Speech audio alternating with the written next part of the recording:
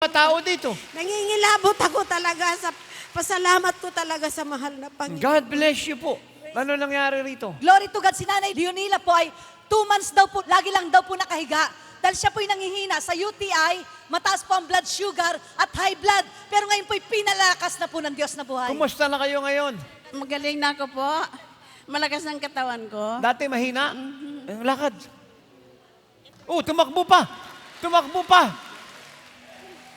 Dati mahina katawan nyo. Lagi lang ako nahiga sa bahay. Lagi lang kayo nahiga sa bahay. Eh, pinalakad ko lang kayo. Anong ginawa nyo? Sige. Hindi lang ito lumakad. Sige, tumakbo pa. Hindi na po ito mahina. May tao po ba dito? O eh, dati po ito, nakahiga lang ito sa bahay. Hindi lang ito lumalakad ngayon. Saan po kayo nakatira? Pandakan po. Sige, baba. Sige, takbo sa upuan nyo. Malakas pa po ito sa kalabaw. Palakpakan po natin ng Diyos. Sige, nanay. Ito po dati nakahiga lang sa bahay. Pinalakad ko lang, tumakbo pa. Sino po magsasabing hindi po ito magaling? Palakpakan po natin ang Diyos. Ano nangyari rito? Lingkod ng Diyos, napakadakila po ng ginawa ng Panginoon sa buhay po ni Nanay Angelina. 12 years po siyang makati po yung katawan, bunga po ng mga sugat po sa kanyang katawan. 12 years din pong mahirap po siyang matulog sa gabi. 12 years din pong masakit po yung kanyang dibdib. First time po siya nakarating sa oras ng himala at purihin ng Panginoon yung kanyang sakit at karamdaman. Ngayon po ay pinagaling po ng ating Panginoong Ito niyo Jesus. po yung close-up po ito sa camera. 12 years? Makati, ito po talaga Makati talaga po. Pero ngayon natutuwa po ako dahil nga hindi na makati ang katawan ko ngayon eh. Hindi na ako masyado makati. Pero kanina nagpunta ho ako dito, makati Gano'ng talaga. karaming antibiotic ang i-inumin injection? Kakabutas-butas lang yung ugat nito. Nga ho ako talaga makaano. Tapos wala pa tong pampagamot.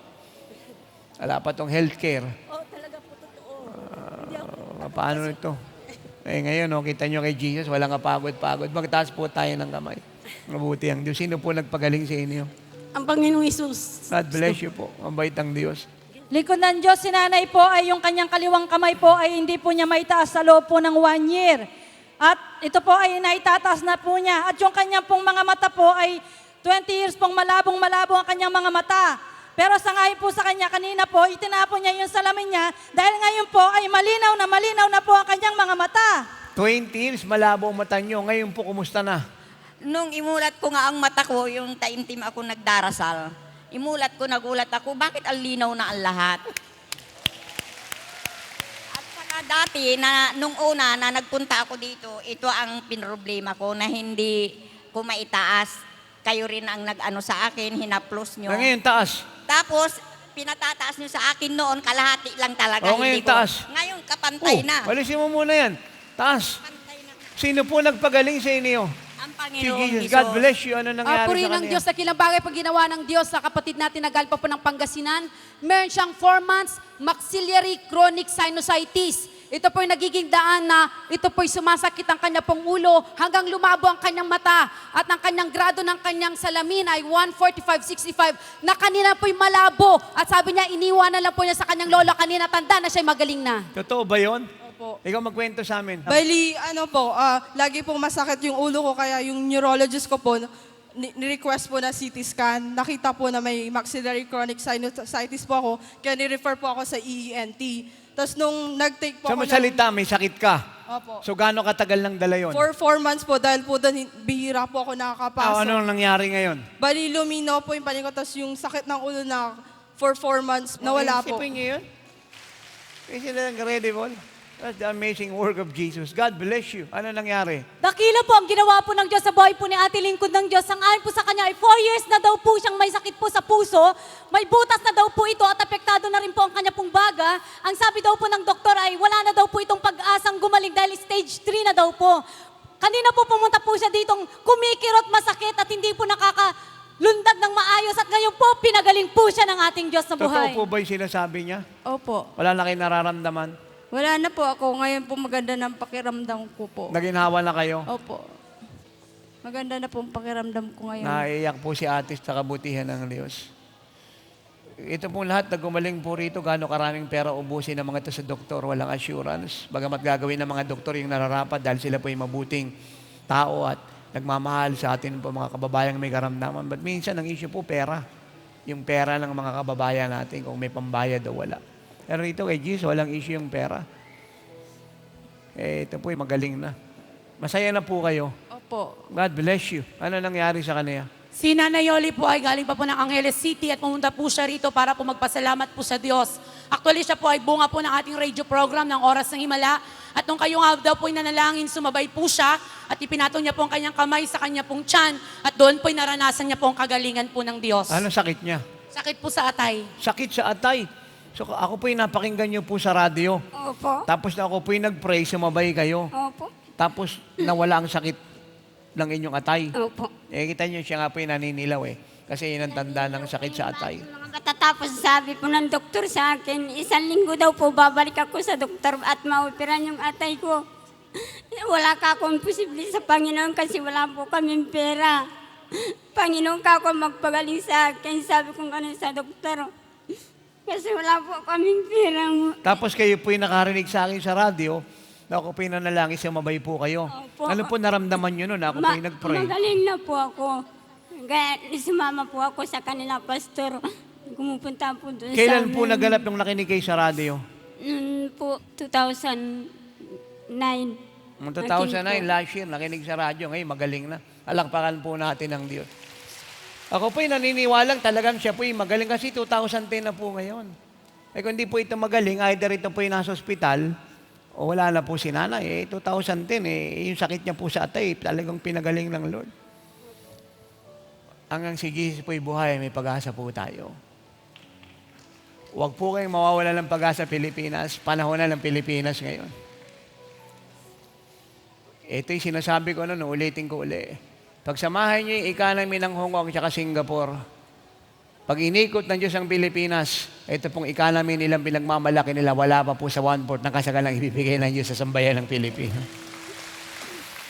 God bless you po. Purihin po ang Panginoon. Si Ate Alma po ay galing pa po ng Lemery, Batangas. Ayon po sa kanya, 13 years. Dalaga pa daw po siya, ay lagi daw po nasakit ang kanyang tiyan. At pag sumusumpong po ito, hindi po siya makakain. At purihin po ang Panginoon sa araw at oras po na ito, ay pinagaling po siya ng Diyos. 13 years na masakit ang tiyan niya. Walang araw, walang oras daw po, hindi po ito sumasakit. Pero ngayon po, pinagaling po siya ng Diyos. 13 years, pakiganon mo nga yung tiyan mo. Taas mo kamay mo. 13 years, laging nasakit. Kumusta na siya ngayon? Wala ka na nararamdaman? Wala na po. May tao po ba dito? Sino nagpagaling sa iyo? Ang Diyos po. Si Jesus? Opo. Masaya ka na? Opo. Gaano ka kirot yun sa loob ng 13 years? Masakit po. Pag po nararamdaman ko na pong hasbag, hindi na po ako makakain. Tapos po ngayon po nung sabi niyong lumapit at sa harapan na may mga healing, lumapit po ako dahil para po mahalis na po yung aking nararamdaman. Ngayon po wala na po. Hindi ko na po ngayon nararamdaman. Gusto ko isigaw ng malakas sino nagpagaling sa iyo. Si Jesus Si po. Jesus. God bless you. Napakarami pong pinagaling ng Diyos. Maging kayo po sa website, sa TV screen at radio set. Kung kayo po ay isa-isahin po natin, aabot po tayo ng 2 araw rito sa dami po ninyo. Kaya hindi man po kayo nakapagpatotoo kung paano sila po ay gumaling, kayo rin po ay gumaling. At ang ulang nakakaalam niyan ay kayo. Kaya muli, hintayin ko po ang inyong sulat, ang inyong pong tawag. Gusto ko pong malaman bilang lingkod ng Diyos kung ano pong himala ang tinanggap ninyo. Sabagat ito po ay nakaka-encourage po ng pananampalataya at paglilingkod para sa mga tao na nangangailangan ng kalinga at kabutihan ng Diyos. At ngayon pong oras na ito, mga iniibig, gusto ko pong daling kayo sa kanya pong simpleng kapahayagan. Kaya gusto kong tayo po ay pumayapa sa maiksi pong mga minuto ay gusto kong ihatid sa inyo ang salita ng Diyos. Pero bago po yan, andyan na po sa labas ang mga bago po nating booklet na sinulat. Meron pong pamagat na isinilang sa tagumpay. Kung sawa na po kayo sa kabiguan sa pagkatalo, ito po ang kailangan ninyo. Ang ikalawa po ay angiology, ang ministeryo po ng mga anghel. Ito na po yung ika-41 aklat na sinulat natin. Gaano po kahalaga po itong ministeryo ng anghel? Napaka-importante po nito kasi marami po yung sinasamba ang anghel. Iba po hindi na-recognize sa mga anghel. Iba po yung anghel na nanalangin. At may mga pagkakataong may mga stranger po dumadating sa ating mga tahanan, ayaw po natin silang tanggapin. Yan sabi po ng Hebrew, sila po'y sinugo ng Diyos para tayo po'y tulungan. Ang Biblia po'y punong-puno po ng katotohanan patungkol sa ministeryo ng mga angel. Sila po ay taga-assist sa mga hinirang ng Diyos para gawing magaan sa atin ang lahat ng bagay. Dahil kung meron pong demon spirit, ay meron din pong angels. Kaya kung meron pong Satan or Devilis, Diablo, Satanas, ay meron pong Diyos, Panginoong Jesucristo. Kaya napakahalaga po nito. Yan rin po ating mga worship song. Magkaroon po tayo at yung iba pa pong tinuro ng man of God. Now, samahan niyo ang lingkod ng Diyos sa aklat ng Proverbs, please, chapter 3, verse 10. Sabihin po natin itong lahat. Ang sasabing salita ng man of God ay paniniwalaan ko sapagkat siya ay salita ng Diyos. At ang biyayang ito ay para sa akin, sa pamilya ko, habang panahon. Amen. Proverbs chapter 3, verse 9 and 10. Babasahin ko po sa English. Honor the Lord with your wealth, with the first fruits of all your crops, then your barns will be filled to overflowing, and your vats will brim over with new wine. Sa Tagalog po ang sabi ganito, parangalan ninyo ang Panginoon mula sa inyong mga kayamanan, ari-arian o tinatangkilik, at ng mga unang bunga ng lahat mong ani. Sa ganon ay mapupuno ng sagana ang iyong sisidlan at aapawan ng bagong alak ang iyong lalagyan. So meron po rito binanggit na salitang overflowing. Alam po ba ang ibig sabihin ng salitang overflowing? Isa po sa meaning nito ay spilling over. Flooding. Nakakita na po kayo ng baha, kagaya ng undoy at ng piping, yung pong ibig sabihin nun. To spill over. It is like a flood, flooding. Abundant, yun pong ibig sabihin nun. Rich, plenteous, prosperous, to be loaded, wealthy, and bountiful. To overflow means to spread over or to cross over. It simply means to be more than full or complete, to be super abundant, to excess. I love that. Yan pong ibig sabihin ng salitang overflowing. Umaapaw. Sobra sa lalagyan, sobra sa boundary, sobra sa limitasyon. Walang hangganan. Sa simple pong Tagalog, sobra-sobra. Now, let me give you a prophecy. Living like Jesus Church. And this is the prophecy. Tayo pong lahat ay nabubuhay ngayon sa panahon ng umaapaw na biyaya.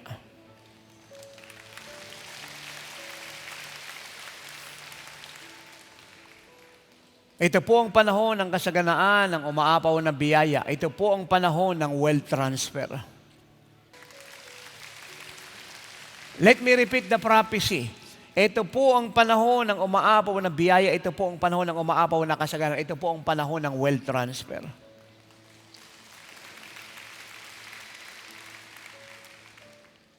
Now, alam kong tayo pong lahat ay nagmimithi po nito. Taas po ang kamay na nagmimithi po nito.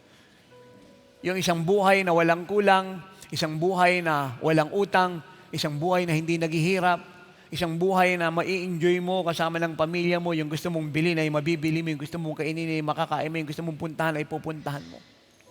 Hindi po natin sinasabing luho o layaw. Ang sinasabi po natin ay buhay na malaya sa hirap, malaya po sa utang, malaya po sa kasalatan, malaya sa pumroblema, pag-aalala kung saan kukuha ng iinumin, ibabayad sa school, pang matrikula, gagamitin pang renta sa tahanan, mga bibiling kasangkapan, gagamitin puhunan sa negosyo, at mga kailangan sa ministeryo. Lahat po tayo, amen? Lahat po tayo ay ganyan ng puso. Andito po ang sikreto. Ano po ang unang sikreto? Let me read again Proverbs 3:9 and 10. Honor the Lord with your wealth. Parangalan mo ang Panginoon mula sa iyong mga kayamanan, ari-arian o tinatangkilik. Ano po ang dapat nating gawin? Parangalan ng Diyos ng ating mga tinatangkilik. Ano po ba ang ibig sabihin ng salitang honor? It simply means to dedicate, to commit, to give to God, to allow God to use it for His glory and for the salvation of many people. Yan po ang ibig sabihin ng salitang honor po rito. To dedicate it to God, yun po yung ating possession, whatever it is, to commit it to God, to allow God to use it for His glory and for the salvation of many souls, to use it to serve God. Amen. Yun pong ibig sabihin nun. Sa Tagalog, ito po ay ating italaga sa Kanya, i-dedicate, ibigay, ipagkaloob, ipagamit. Yun pong ibig sabihin nun. Yun po ang susi. Kung ano po meron tayo, milyon man po yan, barya man po yan, 100,000 man po yan, 10 piso man po yan, siya man po ay libo-libo, siya po ay barya-barya. Kung ano po meron tayong iniwan ng Diyos sa ating pinagkatiwala at tinatangkilik, ay dapat po nating ipagamit sa Kanya. Dapat nating italaga sa Kanya. Dapat nating i-commit sa Kanya. Dapat nating i-dedicate. Dapat natin siyang payagang ito po'y gamitin para sa karangalan niya at kaligtasan ng maraming buhay at kaluluwa. At ang tugon po ng Diyos ay papalitan niya po yan ng umaapaw na biyaya. Amen. Question. Bakit po niya ito hinihingi? Siya po may-ari nito eh. Amen. Siyang may-ari. Buhay ko, siyang may-ari. Lakas ko, siyang may-ari. Hininga ko, siyang may-ari. Yung may bahay ko, galing sa Kanya. Yung aking mga anak, galing sa Kanya. Yung aking mga apo, galing sa Kanya. Kayo po, ang inyong pamilya, tayong lahat, ang ating bayan ng buong mundo. Siya po ang lumikha at lumalang nito. Lahat po ng lamang dagat ay galing sa Kanya. Yung hangin galing sa Kanya. Yung bituin, yung araw, yung buwan galing sa Kanya. Yung prutas, yung halaman, yung gulay, lahat po ng meron sa langit, sa lupa, sa tubig, lahat po ay galing sa Kanya. Ito po ay binigay niya sa atin para tayo po ay mapagpala. Para madama natin ang pag-ibig niya, ang kabutihan niya, and in return, ay tumugon po tayo sa Kanya. Gamitin ito upang siya po'y parangalan. Sabihin natin lahat, honor the Lord with your first fruit. Honor the Lord with your wealth. At ang Biblia po'y punong-puno po ng truth patungkol po sa bagay na ito. Kapag itinalaga natin sa Diyos ang ating pong buhay, ang ating talento, ang ating abilidad, ang ating lakas, ang ating pera, ang ating sasakyan, ang ating bahay, ang ating kotse, ang ating lupa, lahat po ng meron tayo. Ginamit natin para sa Kanyang karangalan, sa Kanyang kalawalhatian. And then, siya po'y nangako, papaapawin po niya tayo sa biyaya. Papasaganain niya po tayo. Yan po ang kondisyon at susi rito. At hindi lang po ito minsan sinabi ng Biblia. In 3 John 2, ang sabi po ng Bible, Beloved, I wish you above all that you may prosper, be in good health, as your soul prospers.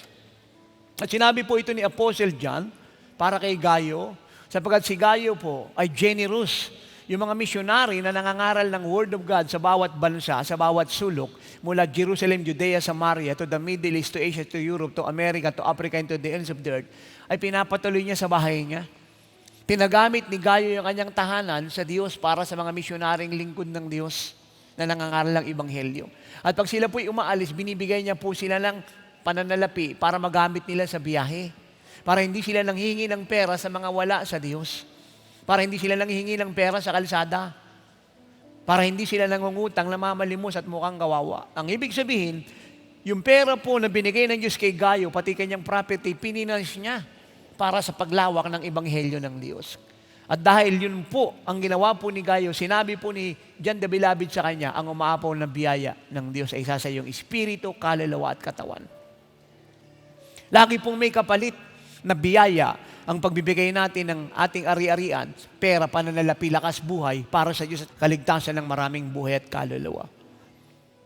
Bigyan ko po kayo ng comparison. Tingnan niyo po yung mga puser, yung mga terrorist, yung mga karnaper, yung mga holdapper, yung mga robber. Saan po nila ginagamit yung kanilang pera? Sa masasamang gawa. Yung sasakyan sa masasamang gawa. Yung kanilang buhay sa masasamang gawa. Yung mga tahanan sa masasamang gawa. Ginagawa nilang laboratory ng shabu. Ginagawa nilang prostitution din. Ginagawa po nilang mga pagawaan po ng mga illegal na baril. Ginagawa po nilang kulungan ng mga kabataan kanila pong mga hinahalay, dinadaya, niloloko. So doon nila ibinigay yung pera nila, lakas nila, bahay, kotse, lupa sa masasamang gawa. Tayo naman po na nasa Diyos at may takot sa Diyos ay hindi ganun. Yung atin pong buhay, pera, kotse, tahanan, lakas, ari-arian ay tinalaga natin sa mabuting gawa sa karangalan ng Diyos at kaligtasan ng ating kapwa at ng sambayan ng Pilipino at ng buong mundo.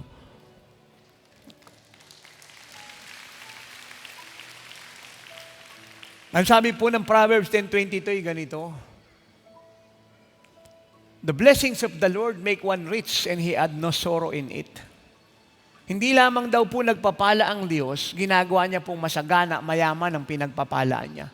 At hindi daw po siya rito nagbibigay ng kapanglawan. Wala raw po itong dagdag na bigat, problema at kapanglawan.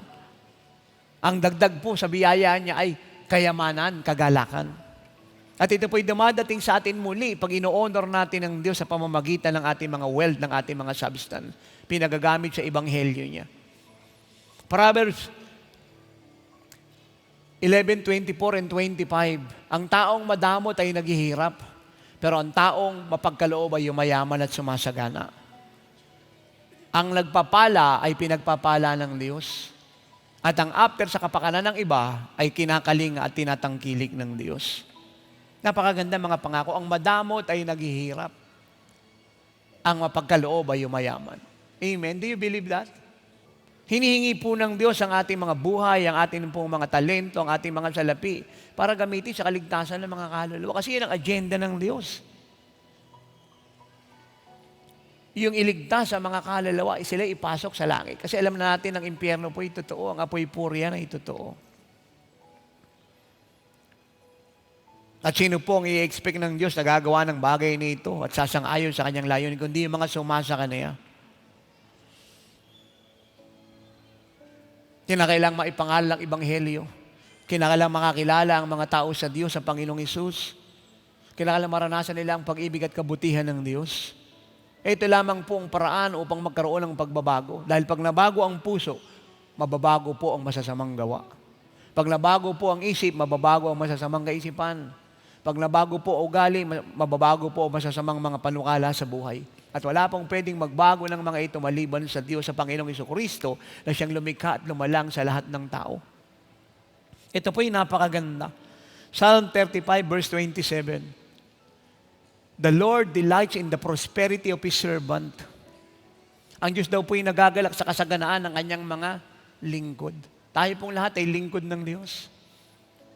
Amen. At pag sinabing tayo po yung lingkod ng Diyos, tayo po yung naglingkod sa Kanya. Pinaglingkod natin sa Kanya ang ating buhay, ang ating pong pamilya, ang ating lakas, ang ating salapi. Narinig niyo po ang babae ng Diyos, yung pong pangmatrikula ng aming mga anak, pagdating sa bayaran sa radyo, inuuna naming bayaran ng radyo. Yung pong pagkain namin, nagpapasting na lang kami para ibayad sa radyo. So ang Diyos po'y tapat, yung isang radyo po natin ngayon po'y 21 na. Yung isa pong cable TV natin ngayon po ay 150 na.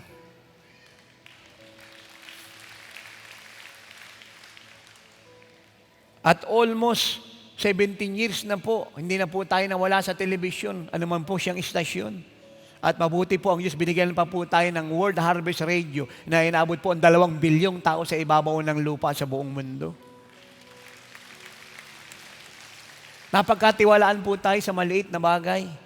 Nakita ng Diyos yung puso natin ay after sa karangalan niya at kaligtasan ng ating bayan. Nakita niya po yung ating sakripisyo pagpapagal at siya po yung nagpakatapat at dinagdagan niya ang ating mga radyo. At ito naman po kami, mula tayo sa kalsada, ngayon po inabot natin ang buong mundo. Pinagpala po tayo ng Diyos. At pwede nating sabihin para sa karangalan ng Diyos, hindi dahil sa iba pa mang dahilan. Maraming ministeryo, maraming mga pastor at bishop ngayon sa panahong ito humihingi ng pera sa mga politiko. Pero ako, 25 taon na ako naglilingkod sa Diyos na puno ng integridad. Kahit sang pera, wala akong naalala mula noon hanggang ngayon. Ako po humingi ng kahit sang pera sa sinamang politiko para sa gawain ng Diyos. Wala po akong in-approach kahit isa. Wala po akong nilapitan. Wala akong hiningian ng tulong.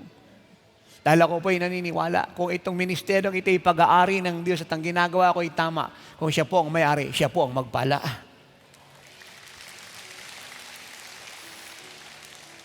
At pwede ko pong sabihin na meron pong kababaang loob para sa karangalan ng Diyos. Marami pong mga reliyon, Fellowship Movement Coalition ay nagkapera at nagkaroon ng maraming ari-arian dahil sila po ay nagpabayad sa mga politiko. Sila po ay humingi ng pera sa mga kumakandidato sa bawat eleksyon. Sila po ay naging mga runner na mga tumatakbo. Iniwan po yung mga tawag nila. Kaya sila po ay nagkaroon. Pero hindi siya tumagal dahil nagalit ang Diyos. Pero ako po ay magsasabi na may kababaang loob para sa karangalan ng Diyos. Tayo po yumaman dahil ang Diyos po nagpayaman sa atin. Hindi ko kinalakal ang Diyos kahit minsan para magkaroon ng pera. Ang dami sa akin nag-aalok noon pa. Milyon-milyon ang pinag-uusapan. One-on-one, under the table. Hindi birong halaga. Sinabi mo 30 million, 50 million, 100 million. Bilabid, maliit na pera ito. Sa mga pinag-uusapang mga alok na yan. Pero ang sagot ko sa kanilang lahat ay isa lang, walang negosasyon. Hindi ko pinagbibili ang Diyos ko at ang ministeryong ito. Kung kami man ay dadamay at tutulong, hindi sa larangan ng pera, kundi dahil ang Diyos ang may gawa, ay kung karapat dapat ka kahit di ka gumasta ng pera, bibigyan ka ng Diyos ng tagumpay.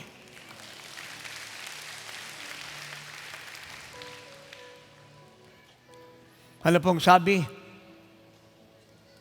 ng Psalm 35:27? Ang Diyos daw po ay natutuwa sa mga lingkod niya. Pinagpapala niya mga lingkod niya, mga naglingkod sa Kanya. Kasi hindi ka pwedeng tawaging lingkod ng Diyos kung hindi ka naglilingkod sa Kanya. Kaya nga sinabing ikaw ay empleyado ng gobyerno kasi nagtatrabaho ka sa gobyerno. May sinabing ikaw ay empleyado ng kapulisan kasi pulis ka. Yan ang ibig sabihin nun. Baga ikaw ay sinabing empleyado ng bangko kasi nagtatrabaho ka sa bangko. Pag sinabi ikaw ay empleyado ng MMDA, ibig sabihin nagtatrabaho ka sa MMDA. Yan ang ibig sabihin nun. Pag sinabing ikaw ay terorista, ang ibig sabihin, ikaw ay nagtatrabaho para sa mga terorista. Yan ang ibig sabihin nun. Kaya pag sinabing ikaw ay lingkod na Diyos, naglilingkod ka sa Kanya. Ng iyong buhay, talento, pera, ari-arian, lakas, at lahat ng iniwan niya sa iyo. At ang Diyos naman ay sumagot. Pinagpala ka niya ng sobra-sobra. Kung ang mga kababayan po natin ay marunong tumanaw ng utang na loob, ang Diyos po kaya ay lilimot. Ang sabi po niya sa Hebrews 6:10, hindi ko nakakalimutan ang inyong mabubuting gawa at pag-ibig na pinakita sa akin at sa mga nangangailangan. Hanggang ngayon ay inyong ginagawa. Gustong-gusto ko po yun. Hindi niya nakakalimutan. Nakalimutan na po ng teacher ko ng elementary kung sino ko. Yung mga ginawa ko nung ako po ay nag-high school. Nakalimutan na po niya yan sa tagal ng panahon. Pero ang Diyos po, mula noon hanggang ngayon, hanggang tayo po itamandat, kunin po niya lahat ng ginawa natin sa Kanya, sa Kanyang pangalan, at sa ating bayan, sa mga nangangailangan. Lahat po ito'y naalala niya.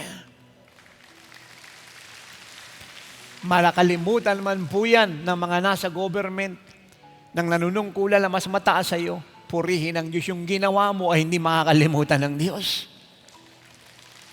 Nakasulat yan, may gantimpala yan. Hindi ka man palagyan dyan ng monumento.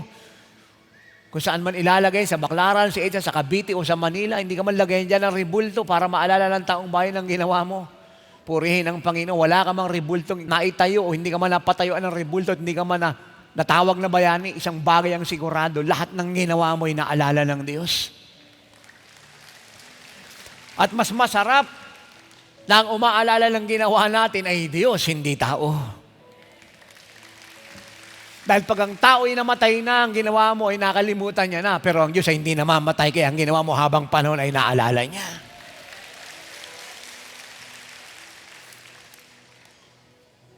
Sabi po ng Proverbs 15:6, sa bahay ng taong matuwid ay may malaking kayamanan. Nasaan po ang malaking kayamanan? Nasa bahay ng matuwid. Ang ibig sabihin ng taong matuwid, siya po ay may takot sa Diyos. Siya po ay sumusunod sa Diyos. Hindi siya nandadaya, nanloloko, nagsisinungaling, gumagawa ng masama ang puso niya at motibo'y maayos. Hindi niya ginagamit ang kapwa niya para sa kanyang sariling kapakanan. Siya ay marunong magsakripisyo, magpakasakit. Siya ay marunong magtiis.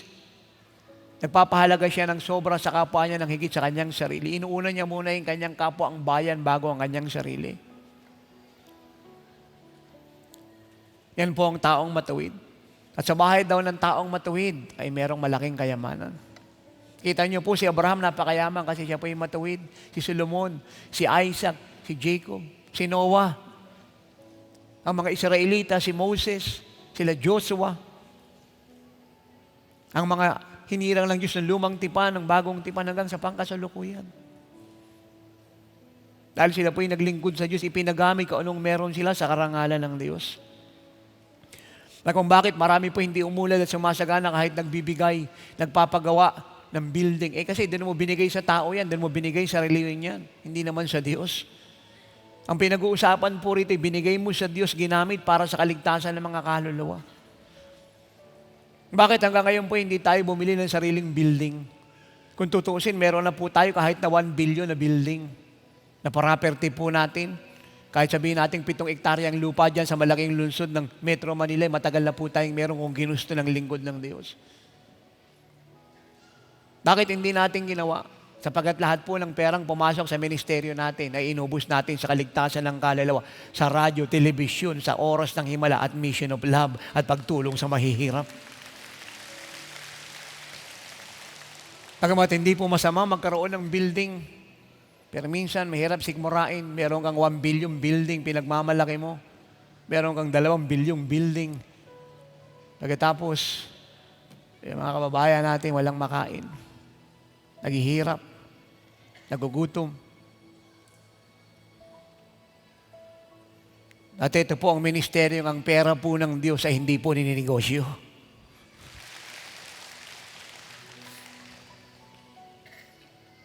Ako po natutuwa sa maraming nangangaral ng salita ng Diyos, naglilingkod. Lahat po ito may mga bank account.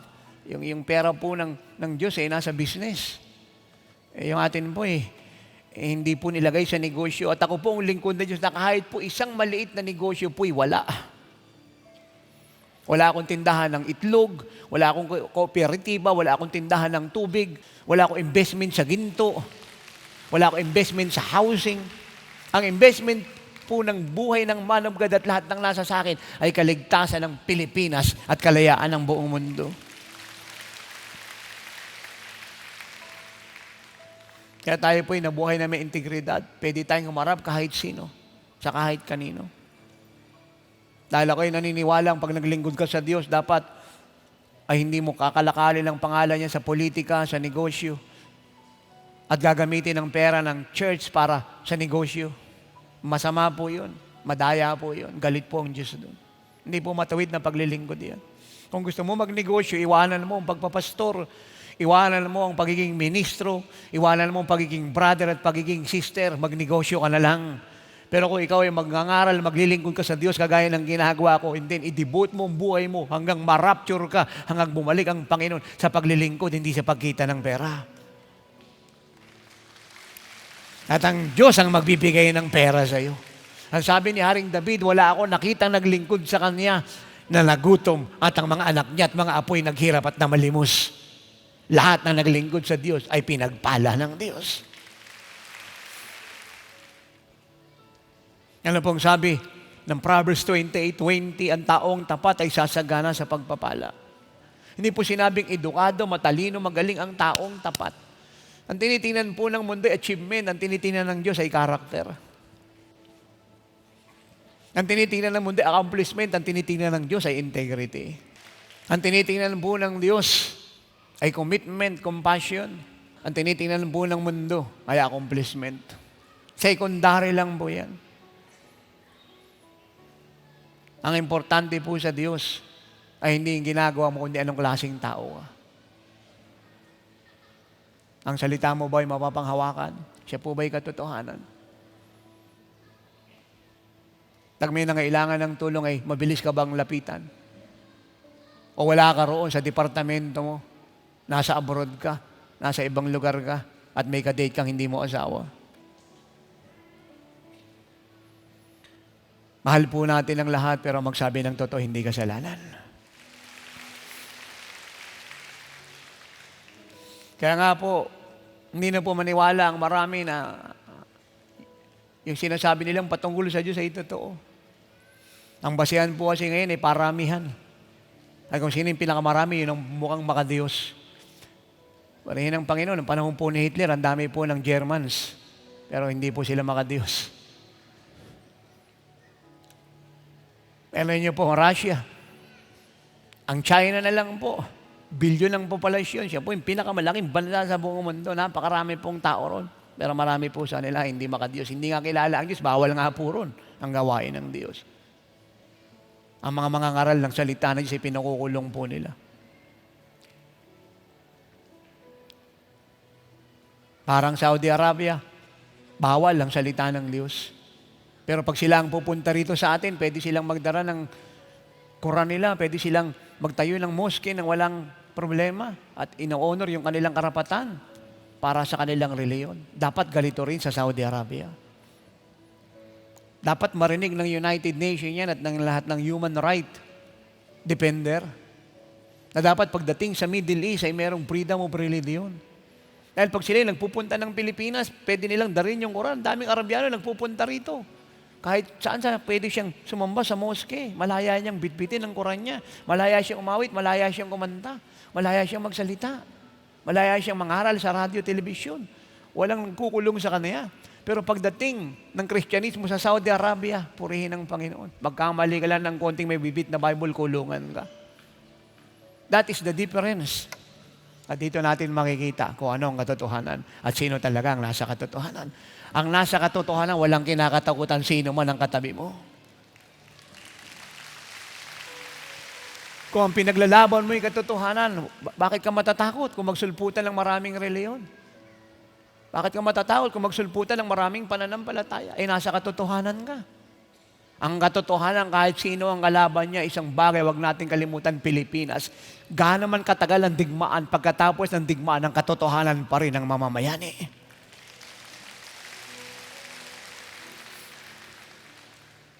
Saudi Arabia, hindi ka pwedeng magdala ng literature, hindi ka pwedeng magdala ng leaflet, hindi ka pwedeng magsuot ng barong merong Jesus, hindi ka pwedeng sumambat, magsabi ng hallelujah, kulungan pupuntahan mo. Pero rito sa ating bayan, malaya po sila. Amen. Kaya ang pinakamagandang bansa sa buong mundo ay ang Pilipinas.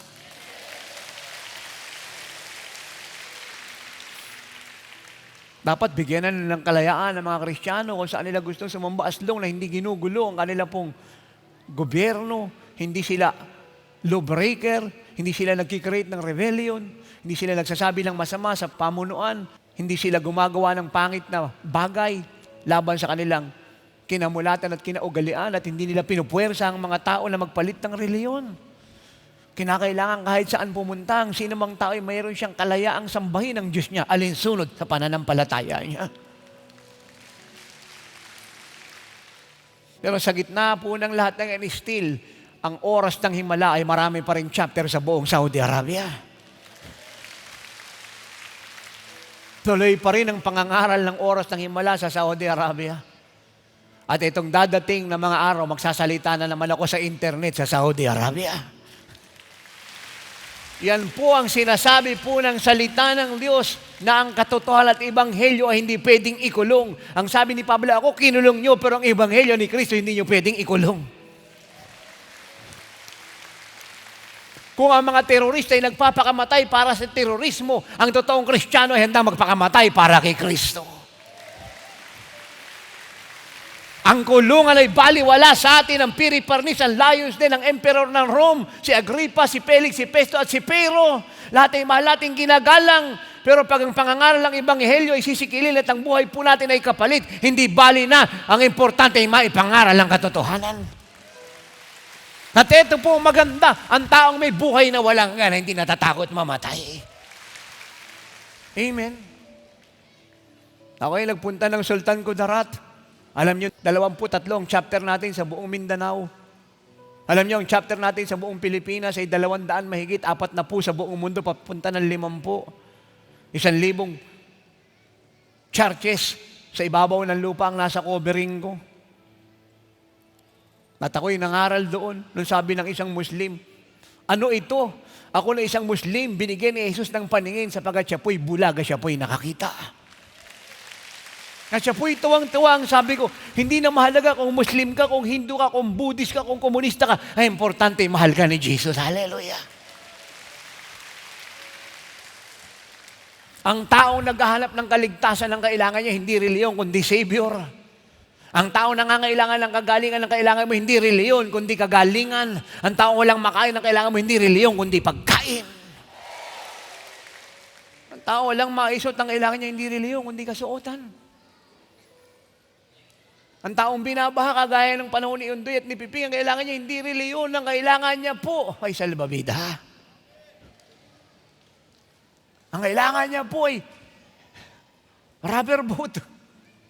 At kailangan niya po ay truck na may lamang pagkain mula sa oras ng himala.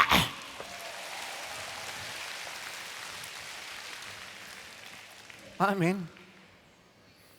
Dito natin inubos ang pera natin.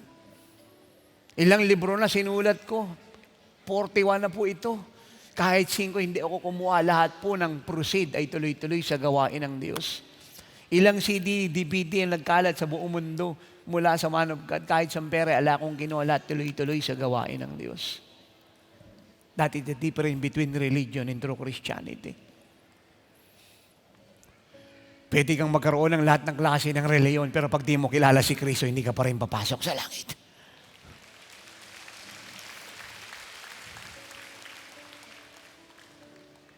Amen. Kaya kung gusto po nating matapos na ang kahirapan, sapagat ang totoo mga anak ng Diyos ay ala sa kahirapan. At kung bakit maraming naghihirap dahil sila pong may gawa. Lahat ng susuway sa Diyos ay maghihirap. Lahat ng susunod sa Diyos ay mapapagpala. Kita niyo po ang AIG sa Amerika, ang Lehman Brothers. Nakita niyo po economy sa London. Ilan milyon po walang trabaho sa Amerika ngayon? 30 million. 7 million po ang jobless mga professional. Ito po yung mga nagtatrabaho sa bangko, sa malaki insurance company, sa mga real estate. Pero nung bumagsak pong economy, 7 million po executive ang nawala ng trabaho. Mapalad pa po ang Pilipino. Tama po ang report ng marami rito na ang jobless po rito 5 million, pataas lang. Kulang pa po yan, maliit pa po yan. Sa Amerika po 30 million na noon plus 7 million, ngayon 37 million na. Sa Amerika, purihin ng Panginoon, hindi ka po pwedeng magtanim ng kangkong, ng talbos ng kamote, sapagkat labas-pasok ako sa Amerika. Sa bahay mo, may pasuka lang doon, pwede kang kumain. Amen? Linisin mo lang yung maruming lugar na yan, maraming basura dyan, linisin mo lang yan, pagandahin mo lang yan, magpaalam ka sa may-ari ng lupang, taniman mo to ng ampalaya, ng okra, ng talbos, ng kalabasa, sitaw, patola pa, kakain ka, Juan de la Cruz! At kahit walang pera yung gobyerno, purihin ang Panginoon pa yung magbibigay ng tulong sa gobyerno sapagkat natuto kang magtanim at magtiwala sa Diyos. Dahil mabuti naman po yung nasa government, pero kadalasan ng istorya, hindi nagbabago. Dumadating po yung damo, patay na yung kabayo. Pero kung nagtanim yung kabayo ng damo doon sa tapat ng bahay niya, doon sa bakuran ng bahay niya, at sa bakuran ng kapitbahay niya, na hiningan niya ng permiso, purihin ang Panginoon, kakain ng lahat ng kabayo.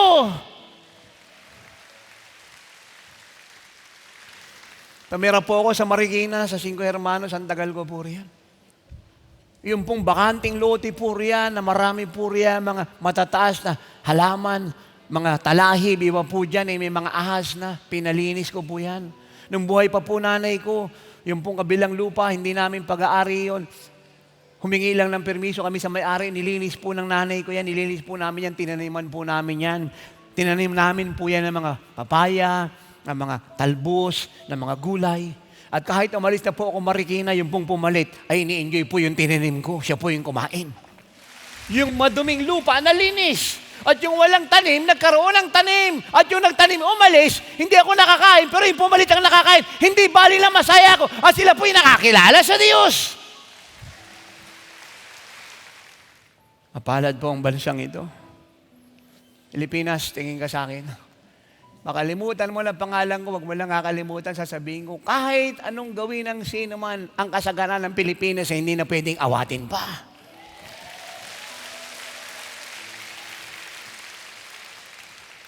Ang ginusto ng Diyos ay ginusto niya. At kahit ayaw ni Pero, pag sinabi ng Diyos kay Moses, ilabas mo ang mga Hudyo sa Egypt, ilalabas sila ng Diyos sa pamamagitan ni Moses. Kaya pag ginamit po natin ang mga pera natin at ari-arian sa kaligtasan ng kaluluwa, papagpalain po tayo ng Diyos. Kasabay ng anihan ng kaluluwa ay anihan ng pera. Bagsak ang economy ng buong mundo. Pero ang mga kongregasyon natin nagtatrabaho sa buong mundo. Hindi na pauwi, hindi lang hindi na demote, marami po sa kanila ay pinoromote ng Diyos. Punta ka ng United Arab Emirates, 100,000 po ang pinauwi, anumang reliyon meron sila. Mula sa India, Pakistan, Egypt, Pilipinas, mga professional. Pero yung kongregasyon po natin sa 7 state ng UAE, purihin ng Panginoon. Habang nagpapauwi po sila by 1,000, dito naman sa mga departamento pong ito, yung atin po mga kongregasyon na nagpagamit ng pera sa Diyos at sa kaligtasan ng maraming kaluluwa, pinupromote ng mga company. Kinakailang maintindihan po natin na ang lakas natin na talino ang hindi nagiging daan ng ating pong kasaganan. Ang Diyos po ang may gawa, ginagamit niya lamang po ang biyayang ibinigay niya sa ating lahat. Pero siya po ang nagbibigay ng kasaganaan. Psalm 75, 6 and 7, promotion comes not from the east, nor from the west, nor from the south. Promotion and overflowing blessings comes from God forever. Nakita niyo, sama-samang talino ng United Nations, walang nangyari. Ng World Bank, ng IMF, ng Amerika, ng London, ng G20, wala pong nangyari. Sapagkat tinasahan nila, lakas nila, talino nila, and God said, sobra na ang paghanga nyo sa talino nyo sa lakas ko. Ayaw ninyong lakaran ng salita ko, ayaw nyo sundin ang mga payo ko. And then, ipakikita ko sa inyo ngayon na ang inyong ginagawa ay hindi magtatagumpay. Ayan pong dapat matutuhan ng buong mundo. Horses are made ready in the day of the battle, but it is God who gives the victory. Horses are made ready in the day of the battle, but it is God who gives the victory. Man may plan, but the victory rests on God. At walang pero-pero sa Diyos. Pag ginusto ng Diyos na mamatay si Pero ngayong gabi, patay si Pero. Amen. Trust in the Lord with all your heart.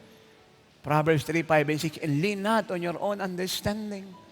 In all your ways, acknowledge God, and He shall direct your path. With all your heart, trust in the Lord.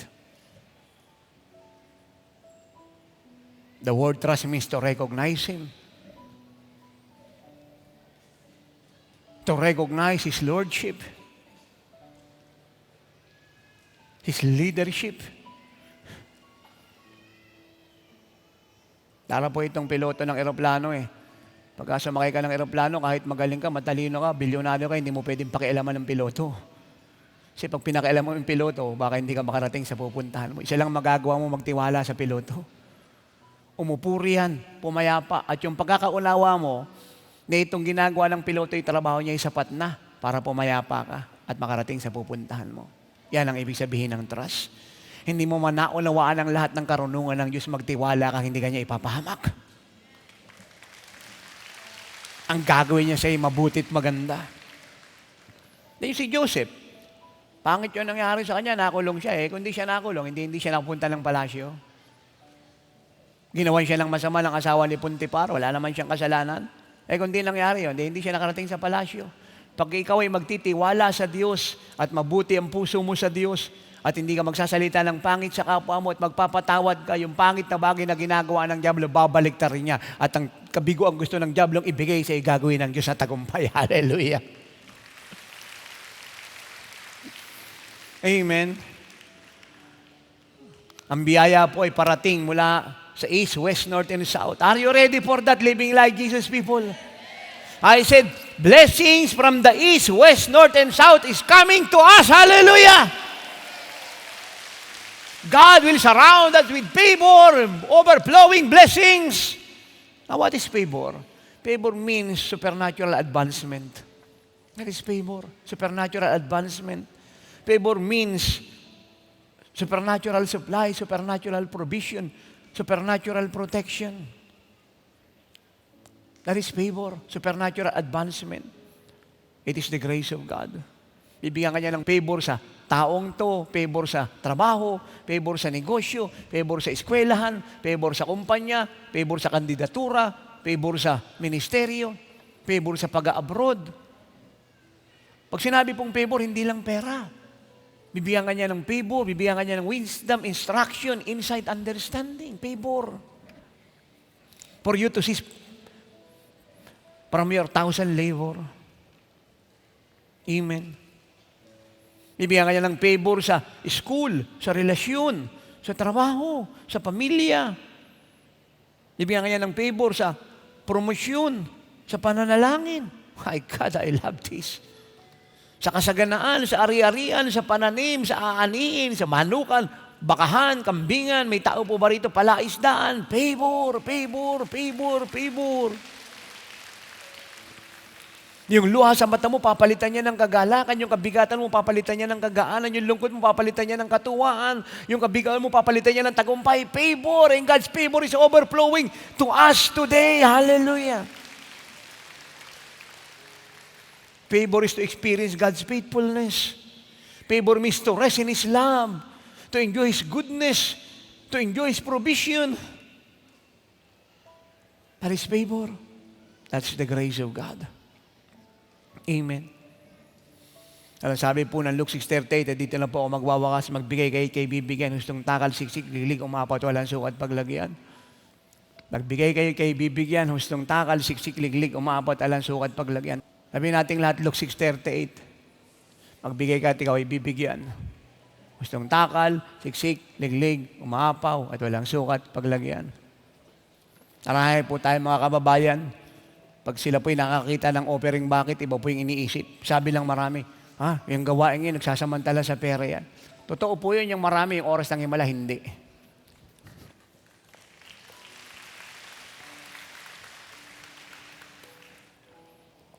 Tayo pong mamamayan ng bansang ito ay nagtatax. Bahagi po yun ng ating pagiging mamamayan. Bakit pagdating sa pagtatax ay wala po nagrereklamong nasa gobyerno? Pero pagdating sa pagbibigay sa Diyos, marami nagrereklamo. Kung yung gobyerno ay sumisingil lang tax sa kanyang mamamayan, ang Diyos din po ay sumisingil lang tax sa kanyang mga anak. Kung tayo po ay nagtatax sa government, kasi ito yung pinanggagalingan ng revenue ng bawat bansa. Ito yung pinanggagalingan. Bawat bansa ay dito kumukuha ng revenue. Dito siya kumukuha ng pera, dinidistribute, ina-allocate sa mga nanunungkulan, sa mga proyekto, lalo na kung bansang demokratiko, kagaya ng Pilipinas, may Senado, may Kongreso, so forth and so on, at iba pa. Ay kung walang magtatax, walang gagastos sa inyong government. Ayun, isusweldo mo sa mga empleyado. Anong proyekto yung tatapusin mo? So lahat po tayo nagtatax. Sapagat yun po ay tungkulin natin. Pagdating po sa Diyos, tayo rin po ay nagtatax. At kung tayo po ay nagtatax sa ating government,